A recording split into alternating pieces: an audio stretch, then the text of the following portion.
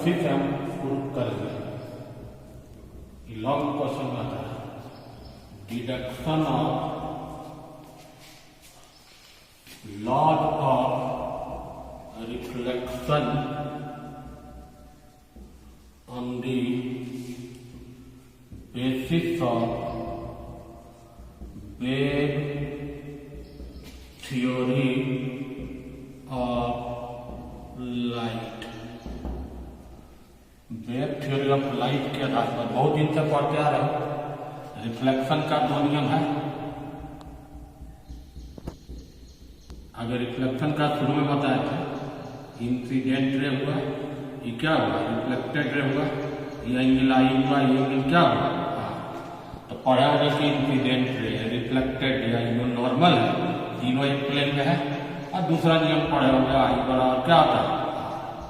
आज तक तो इसका प्रूफ नहीं किए, आज इसको हम प्रूफ करेंगे वही वेव थ्योरी ऑफ लाइट। तो इसके पहले वाला वीडियो में समझाए, हाइगेनफिल्ड को समझाए, उसी के आधार पर पहले इसका फिगर ठीक है,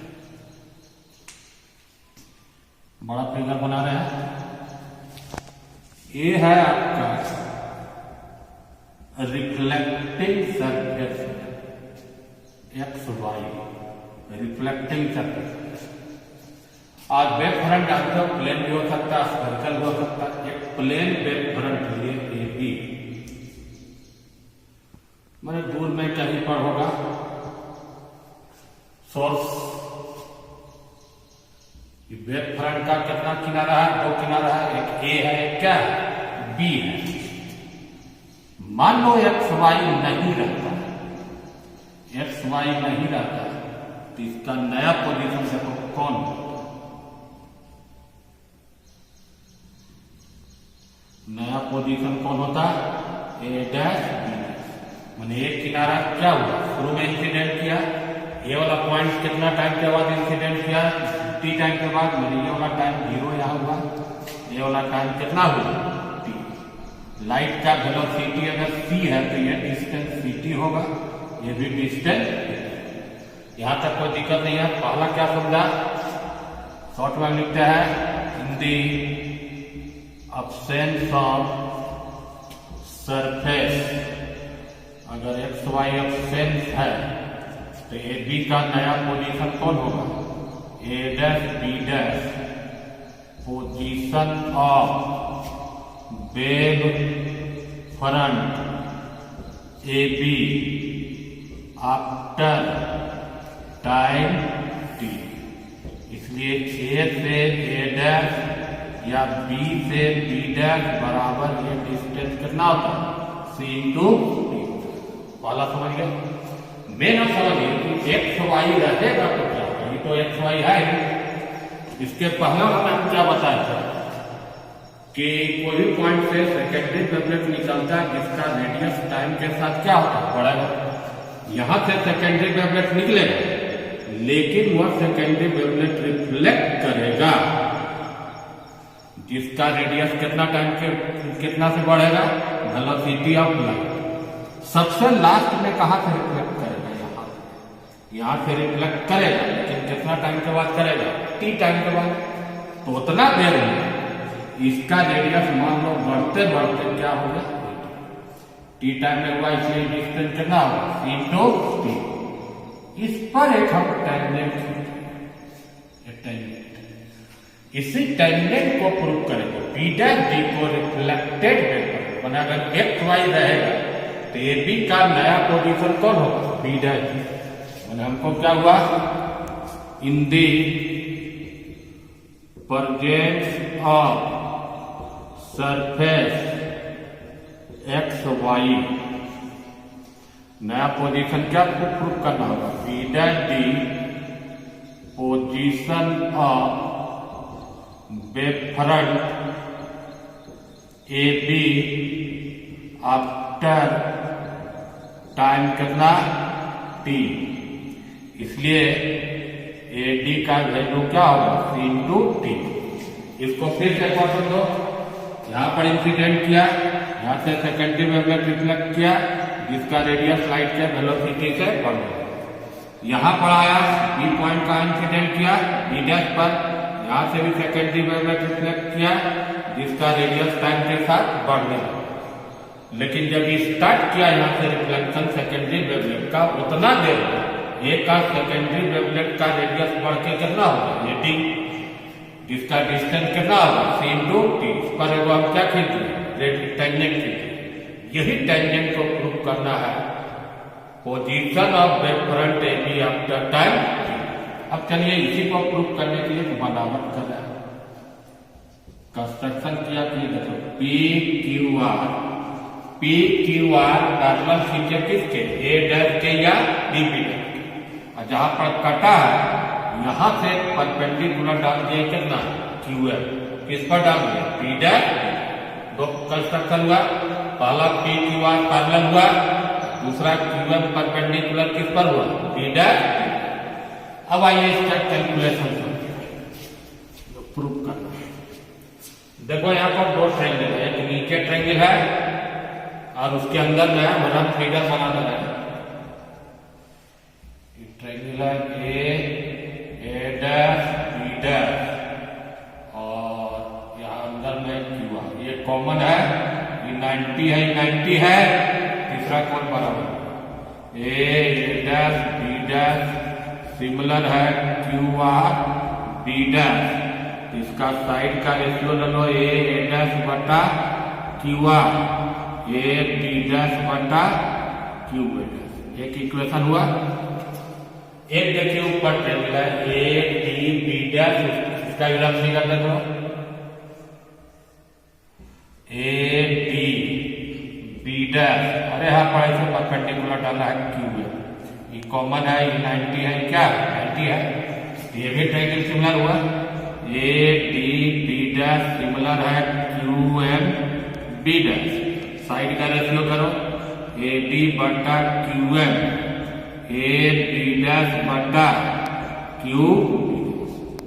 अब देखिए इक्वेशन 1 और 2 को इक्वेट कर सकते हो, इक्वेट करने से क्या रिजल्ट आ रहा है, देखिए इक्वेटिंग 1 एंड 2, तो रिजल्ट आ जाएगा कि ए डैश बटा क्यू आर, ए डी बटा कितना क्यू एम, ये वैल्यू क्या सी टी, ये भी वैल्यू क्या सी टी, सी टी कटिए गया, तो क्यू एम बराबर क्या है क्यू आर। अब देखो क्या प्रूफ, इधर आइए, ये लाइन और इसको दूरी बराबर प्रूफ किया। अगर इसको सेंटर मान के सर्किल खींचोगे तो दोनों को ऐसा टच करेगा, उसी ढंग से और कहीं पे लेकर ऐसे परपेंडिकुलर डालोगे तो ये अरे बराबर प्रूफ कर देगा। इससे क्या समझ रहे हो, ये दोनों कॉमन इन्वेलप हो रहा है, ए डैश बी डैश और कौन बी डैश डी, लेकिन A dash B dash common envelope होता जब एक्स वाई नहीं रहता, तो रहने पर कॉमन इन्वेलप कौन होगा, देखिए अलग से फिगर समझा रहे, डी। जितना भी सेकेंडरी वेवलेट ऐसा रिफ्लेक्ट कर रहा है, सब कोई क्या कर रहा है, टच कर रहा है, तो बी डैश डी बराबर क्या प्रूफ हो गया आपका, common envelope of all the secondary wavelets refracted between A and B dash, या बोल सकते हो कैसा वेव फ्रंट प्रूफ कर दिया, रिफ्लेक्टेड वेव फ्रंट। अब आइए मेन फिगर, अब हम इस पूरे सिस्टम को रे ऑफ लाइट में बदलेंगे। तो ये भी क्या है आपका, देखो इंसिडेंट वेव फ्रंट है, यहाँ पर नाम दे रहा है एस ए, कौन रे हुआ, इंसिडेंट रे हुआ, क्या हुआ, इंसिडेंट वेव फ्रंट पर क्या है, परपेंडिकुलर है। अभी इसको हम प्रूव किए कैसा वेव फ्रंट, रिफ्लेक्टेड, उस पर कौन परपेंडिकुलर होगा, ए डी, तो ए डी कौन रे हो गया, रिफ्लेक्टेड रे। जब दोनों पता चल गया तो यहाँ पर एक नॉर्मल डाल दिए, तब ये एंगल आई हो गया, और यहाँ तक ये एंगल क्या हो जाएगा आर। अब देखिए यहाँ पर क्या पता चला आपको, इस फिगर में ऐसे इंसिडेंट रे हुआ, क्या हुआ? As it is perpendicular to the incident wave front, कौन पलंग है? ए बी, ए डी कौन रे हुआ? रिफ्लेक्टेड रे हुआ। क्यों हुआ? ताकि refracted wave front D dash पर क्या है? As it is perpendicular to the, जो प्रूफ किए थे, reflected wave front B dash D, और एन ए क्या डाल दिया वहां पर? हम एक नॉर्मल एट पॉइंट कहां पर हुआ? ए पर। जब तीनों पता चल गया तो एंगल पता चल रहा है। देखो एंगल कौन हुआ? आई कौन हुआ? S A N, angle of incidence हुआ। आपतन का कौन हुआ?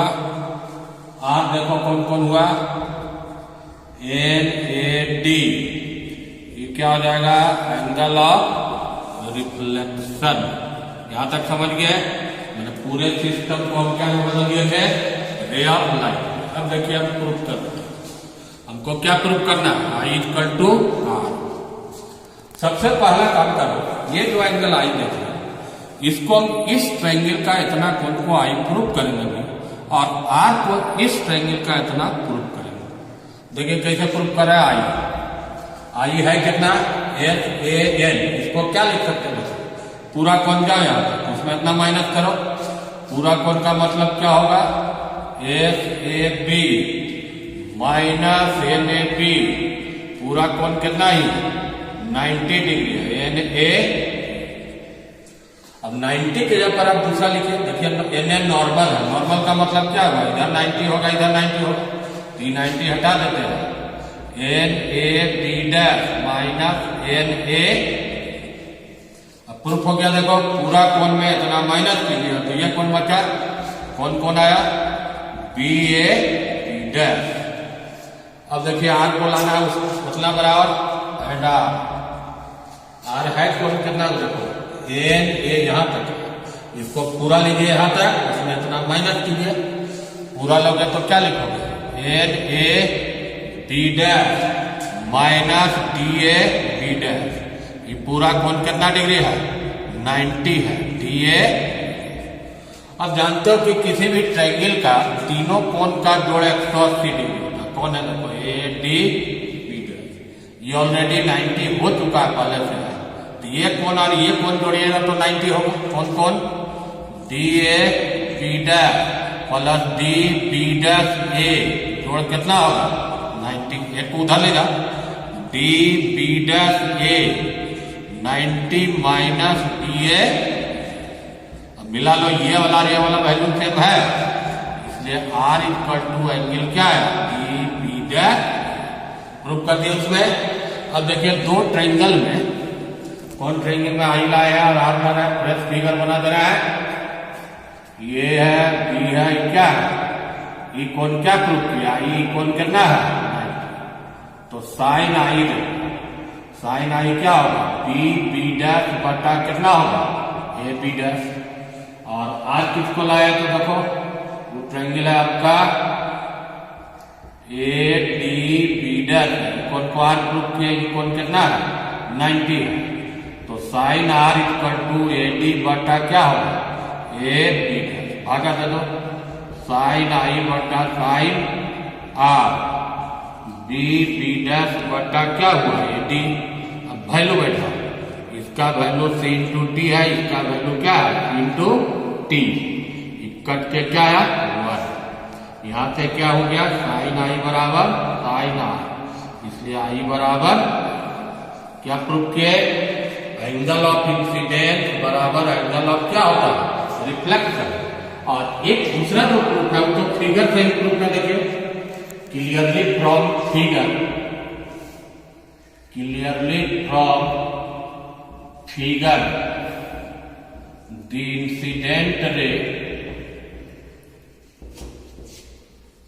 का नाम क्या दिया? ऐसे द रिफ्लेक्टेड रे का नाम क्या दिया? A D and the normal in A, all three lie in the same. ये क्वेश्चन ठीक से समझ गए। और इसी टाइप का एक क्वेश्चन अगला भी प्रूव करेंगे, लॉ ऑफ रिफ्रैक्शन। लेकिन 2-3 मिनट और देखिए, कुछ विद्यार्थियों का कुछ क्वेश्चन आया था बसंत झा के व्हाट्सएप पर, 2-3 नंबर का है, उसको हम एक्सप्लेन कर देते हैं। ये बोले थे कि अगला वीडियो में एक्सप्लेन करेंगे। ये क्वेश्चन तो आप समझ गए। पहला था कि अगर कोई रे, यहाँ पर समझिए जो क्वेश्चन पूछे थे, नॉर्मली इंसिडेंट करता है तो किधर जाता है। अब देखो क्या होता है इसमें। रिफ्रैक्शन शुरू टॉपिक में बताते थे, इसका जनरल फिगर इस क्वेश्चन से रिलेटेड नहीं है, जो पीछे भी वीडियो पूछे क्वेश्चन। ई कौन आई होता है, ई कौन क्या होता है, स्नेल ला लगाइएगा तो म्यू बराबर साइन आई बटा क्या होगा, साइन आर। अगर हम इस केस में अगर रे नॉर्मली कहीं इंसिडेंट किया तो आई का वैल्यू क्या होगा, 0। तो म्यू बराबर साइन 0 बटा क्या है, साइन आर। साइन 0 का मान क्या हो जाता है, 0 साइन आर। इसलिए साइन आर इक्वल टू क्या होगा, 0 बाई म्यू बराबर 0। तो आर बराबर कितना डिग्री। तो इसका आंसर क्या हुआ, जो क्वेश्चन पूछा था, अगर कोई रे नॉर्मली जाता है तो अलॉन्ग दी नॉर्मल चल जाता है, अनडिविएटेड चल जाता है। सेकेंड मीडियम में जाएगा लेकिन मुड़ेगा। एक समझ गया जो पूछा हुआ। एक क्वेश्चन और पूछे, उसका जवाब लिखे कि अगर कोई कन्वेक्स मिरर, क्वेश्चन आप सही बोले, मिरर बोले, कि अगर इसको पानी में पूरा का पूरा डुबा दे तो उसका फोकल लेंथ पर क्या प्रभाव पड़ेगा। कन्वेक्स लेंस का जो फोकल लेंथ है, it does not depend upon medium. देखिए मीडियम हुआ, पूरे में क्या आता है, वाटर। इसलिए फोकल लेंथ में पानी में डुबाने से कन्वेक्स मिरर का कोई चेंज नहीं होगा। ये क्वेश्चन भले आप लेंस में पूछते तो पहला वाला वीडियो में डाले कि अगर कोई लेंस को पानी में डुबा देते हो तो पानी में वाटर में फोकल लेंथ एयर के तुलना में क्या हो जाता था, 4 टाइम होता है। जिसका कि प्रूफ पहले वाला वीडियो में किया है। लेकिन यही क्वेश्चन मिरर पूछते हैं तो इसका जवाब कोई चेंज नहीं होता। एक और पूछे थे, 3 क्वेश्चन आया था।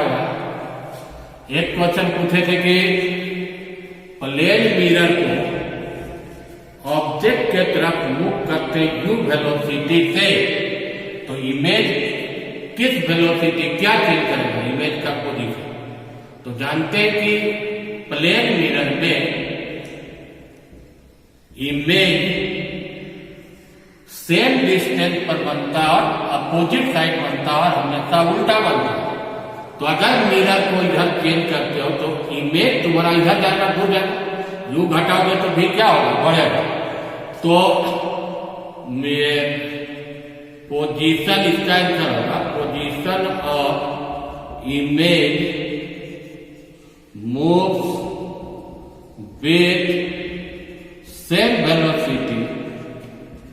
वेलोसिटी से मूव करेगा इन दी अपोजिट डायरेक्शन।